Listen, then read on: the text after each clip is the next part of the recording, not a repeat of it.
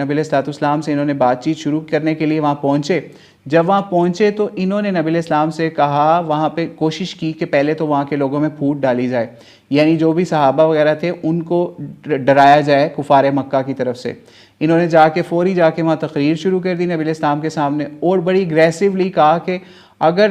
تمہارے اوپر ہم اٹیک کر دیں, یعنی نبی علیہ السلام کو انہوں نے کہا کہ ہم اٹیک کر دیں تو یہ جن قوموں کو آپ نے ملایا ہوا ہے نا ساتھ,